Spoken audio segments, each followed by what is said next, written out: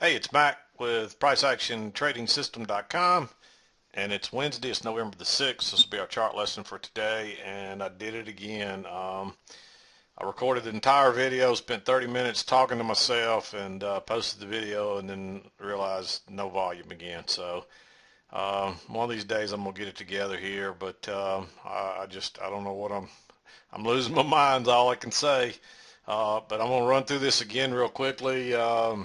It probably won't be near as detailed as the first one because I've already done it once, and so I'm just going to run through the trades real quick. Tell you what I saw.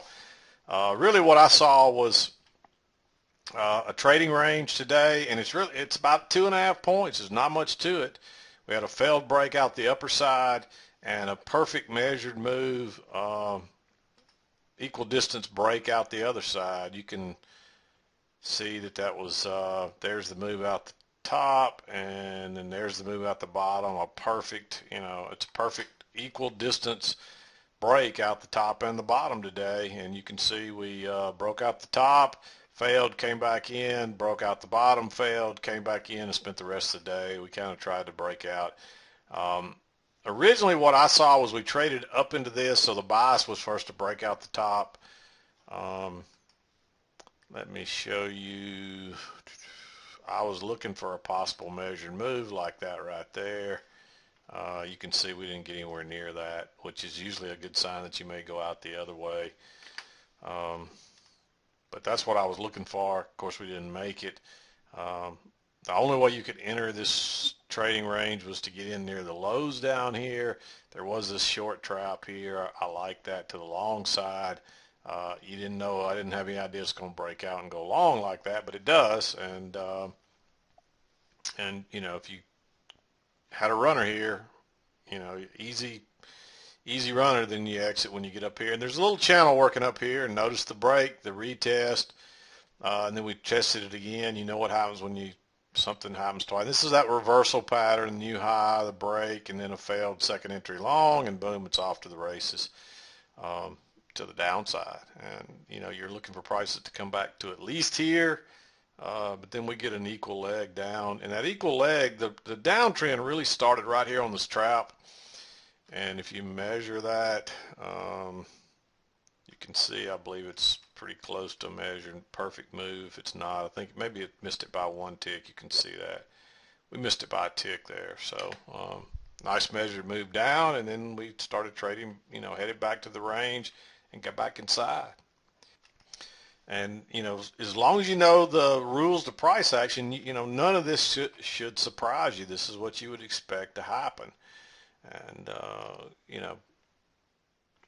there's not as many trades again today, but you don't have many when you get a 2-point range for the most part, 2.5-point range. But all the movement really was, from the failed break out the top to the failed break out the bottom. And this was some nice moves in here. So, but let's talk about each of the trades, and I'm going to wrap it up. Like I said, it's going to be a little quicker than the original one, and I apologize. And hopefully I'm double checking to make sure the volume's working over here. I see it, the volume bar, audio bar moving, so I do have audio.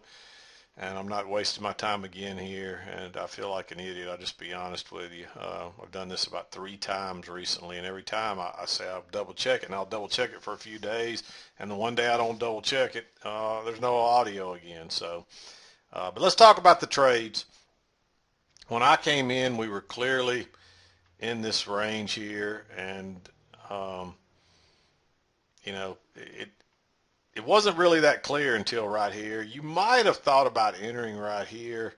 I was a little late getting here, so this had already happened before, and so it was obvious we were in this range. But let me just look. I didn't really verify that. It's not a very good setup because you get all those overlap.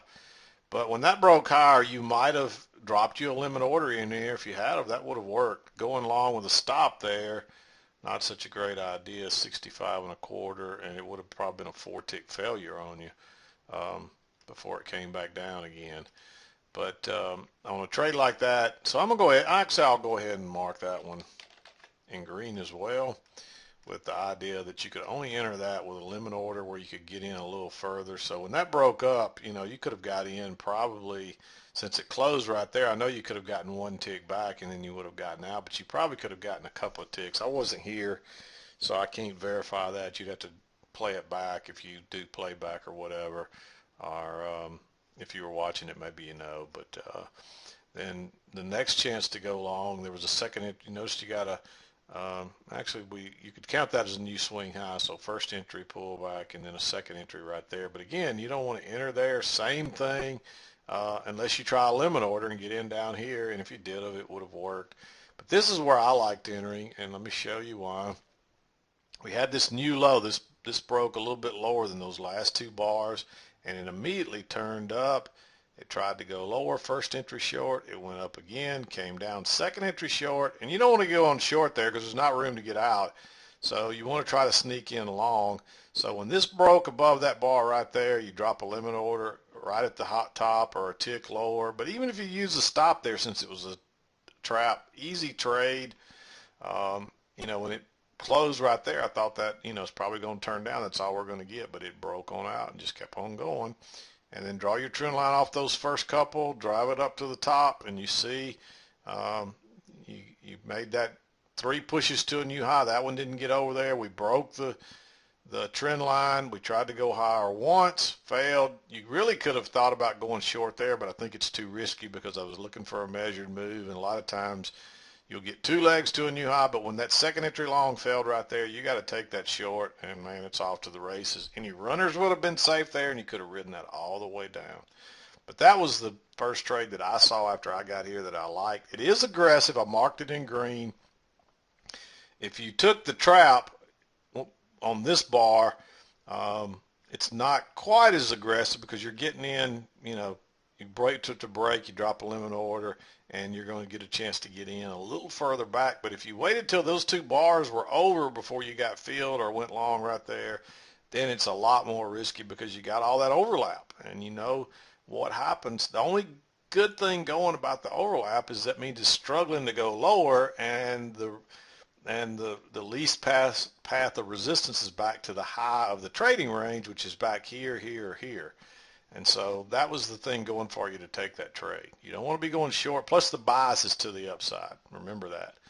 And you can see it took off. So, and we already explained that one.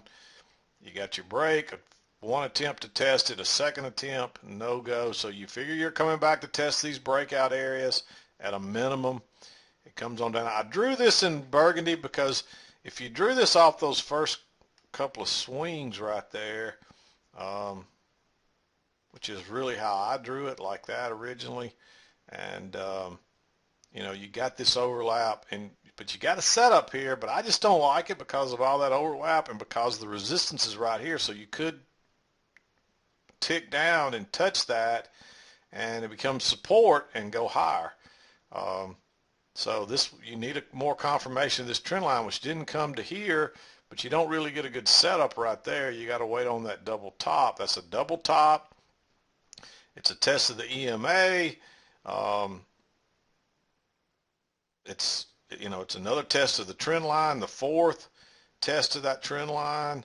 A lot of reasons that you might have thought about going short right there. The only reason I make it aggressive is because it's right here at these lows.